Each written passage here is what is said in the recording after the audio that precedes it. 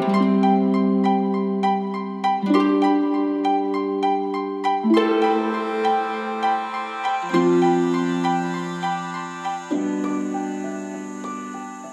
the last 200 years, Nederburg was blessed with strong personalities, which shaped the story of this wonderful wine estate.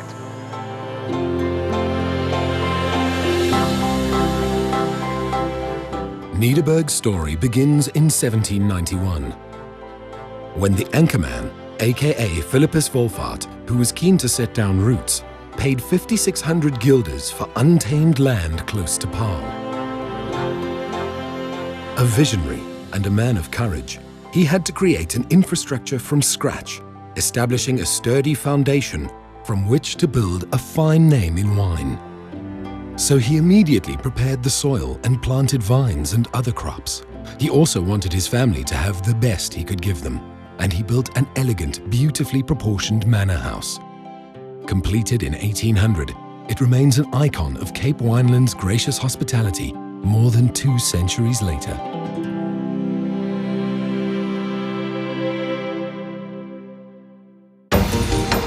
He proved to be something of a wine master, as by 1808 he was producing 40 ligas of wine, 23,280 litres a year.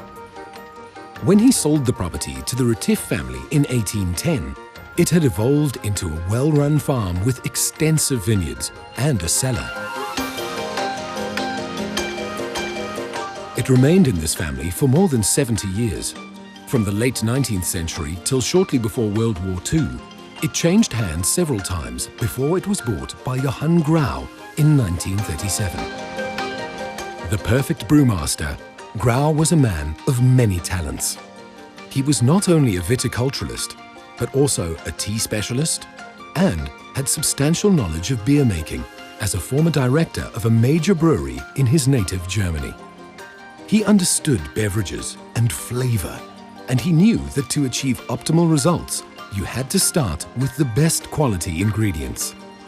He kept very careful records of the performance of his vines, noting the impact of location and of specific clones, and was able to match grape cultivars and particular clones with ideal planting sites.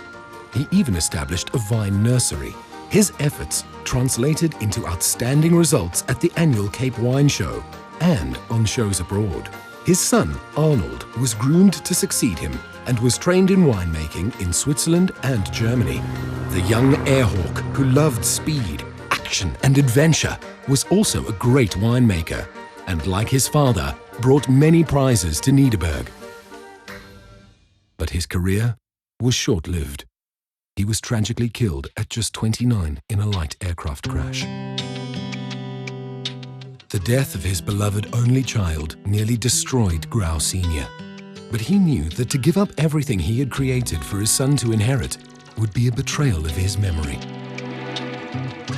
He looked to Germany once again for a winemaker and found him in Günther Brusel, who had studied at the famous Weinsberg Institute and came from a long line of coopers.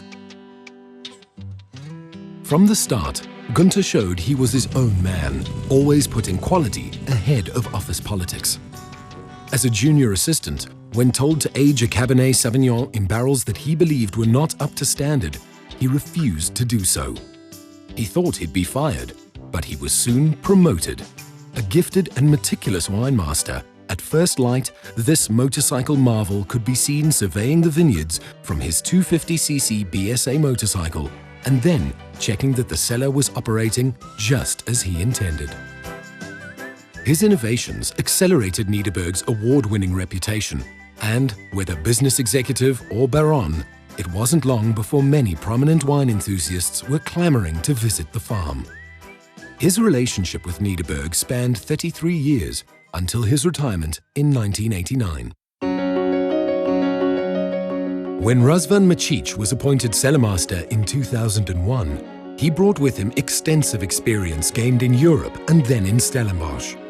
He continued the legacy of his winemaster predecessors and soon began garnering trophies, medals, and other accolades.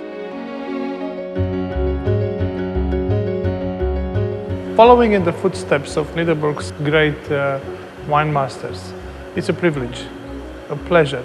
We feel the responsibility of making those beautiful wines, of which we hope they're proud of.